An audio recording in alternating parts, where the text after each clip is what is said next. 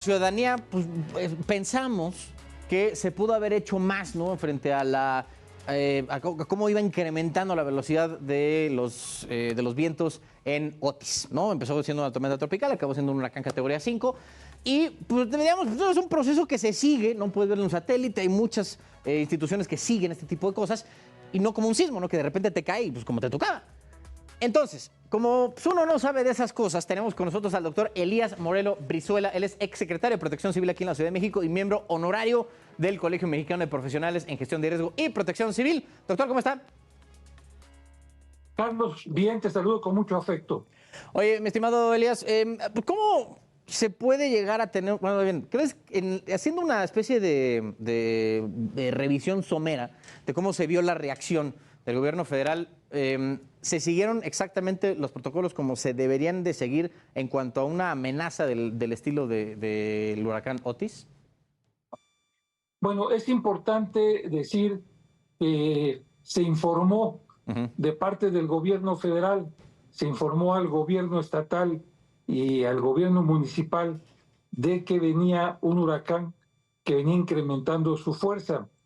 Eh, Aquí lo que debo decir, y es importante que se sepa, es que falta mucho todavía para tener una cultura de protección civil como deberíamos de tener en el país y en especial en las entidades federativas y en los municipios. Hay un instrumento que se llama Atlas de Riesgo. Este Atlas de Riesgo deben de tenerlo actualizado los municipios y deben de tenerlo actualizado las entidades federativas. El estado de Guerrero no tiene actualizado este Atlas de Riesgo. Y cuando viene la catástrofe, viene el desastre, lo primero que uno debe de mantener desde el punto de vista de la protección civil y desde el punto de vista de gobierno es algo que se llama gobernabilidad democrática. Sí. No se debe de perder esta gobernabilidad democrática. Esto consiste en tener controlada la situación y sobre todo evitar que se presenten actos de saqueo y de rapiña como fue los que vimos desgraciadamente en Acapulco. Fueron varias horas en donde estuvieron ausentes las autoridades estatales, las autoridades municipales, y esto jamás debe de pasar porque los riesgos se incrementan y no se siguieron los protocolos adecuadamente. ¿Cuáles son los protocolos que debieron de haberse seguido? En cuanto se avisa que viene un huracán de tal magnitud, ya de magnitud 2 en adelante, se tiene que hacer una serie de medidas. Se avisa a todos los hoteles, a todos los restaurantes, antros, inmuebles, etcétera. Todos deben de tener un programa interno de protección civil.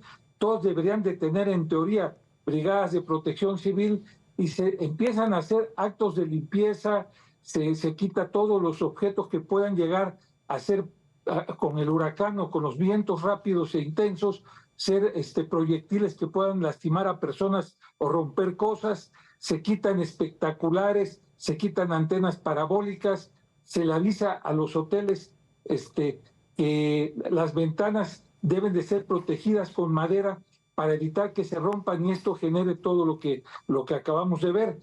Sabemos que esto no se llevó a cabo y entonces se perdió la gobernabilidad democrática y esto ocasionó que el daño fuera mucho mayor. Oye, Elías, ¿era viable esperar una evacuación de Acapulco en cuanto se supo a lo mejor que era categoría 2, Otis? ¿O era algo de, pues ya estamos aquí, salir va a ser más desmadre y mejor pues protejámonos?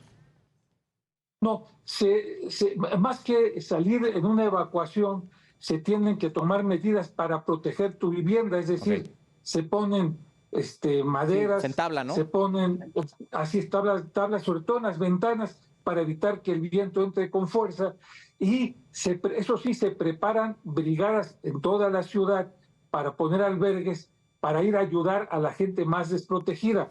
A ver, cuando tienes el atlas de riesgo, tú tienes identificado dónde hay lugares de alto riesgo donde la gente vive. Entonces tienes que enviar a las brigadas, ahí sí, a evacuar a esas personas, las personas que viven en zonas de laderas, por ejemplo, o las personas que viven cerca de los ríos, o personas que viven en sitios que ya están identificados como de alto riesgo, deben ser inmediatamente evacuadas, cosa que tampoco se hizo. Y todavía no sabemos el número exacto de personas que han perdido la vida hasta hoy. Sí. Oficialmente son 45 personas que han perdido la vida, pero oficialmente también se sabe que hay 48 personas que permanecen desaparecidas y todavía no tenemos hasta el momento un número de víctimas, de desaparecidos y de lesionados exactos. Doctor Elías Moreno, muchas gracias, secretario de Protección Civil aquí en la Ciudad de México. Le agradecemos mucho, digo, por esta iluminación, ¿no? Porque digo, pues uno no tiene ni idea, ¿no? Muchas gracias y pues nada, buena noche. Carlos, con mucho gusto, me despido del auditorio con mucha fe.